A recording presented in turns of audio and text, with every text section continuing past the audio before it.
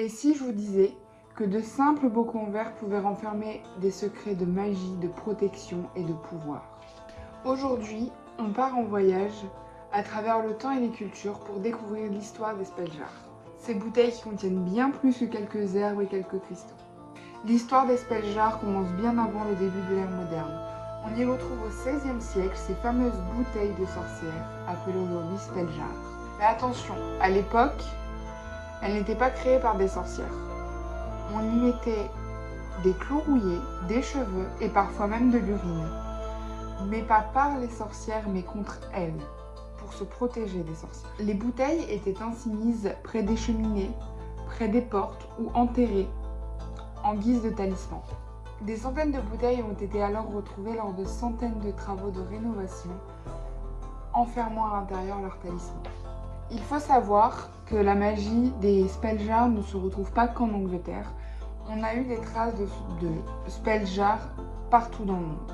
Dans le vaudou haïtien, on parle de bouteilles de conjuration, souvent scellées d'un fil rouge ou noir, contenant des éléments liés aux esprits.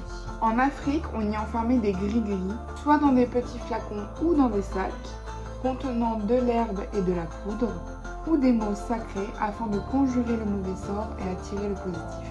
En Chine ancienne, dans certaines cultures taoïstes, on y enfermait les esprits malveillants et on y enterrait la fiole avec des symboles sacrés. On pourrait presque dire qu'une spelljar est un symbole universel de magie, un contenant physique ou une intention spirituelle. Avec le renouveau de la sorcellerie moderne, les spelljars sont revenus en force. Elles ne sont plus des armes de défense, mais plutôt des outils de manifestation pour manifester l'abondance, l'amour, la protection et bien d'autres. Chaque ingrédient est sélectionné avec soin en fonction de ses correspondances. Par exemple, le quartz rose pour l'amour, le poivre noir pour la protection, et bien d'autres encore. On scelle des spelljars grâce à de la cire.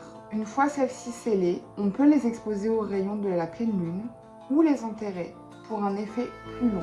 Le plus important est l'intention qu'on y met. Alors la prochaine fois que tu tiens un petit bocal entre tes mains, n'oublie pas que ce n'est pas seulement des herbes ou des cristaux, mais plutôt une intention, une partie de ton âme et des vibrations.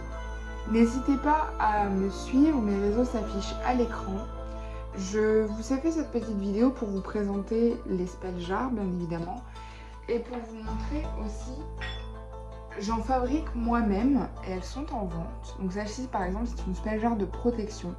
Il en existe sous différents formats, des petites, de poche ou des plus grandes à exposer à sa maison.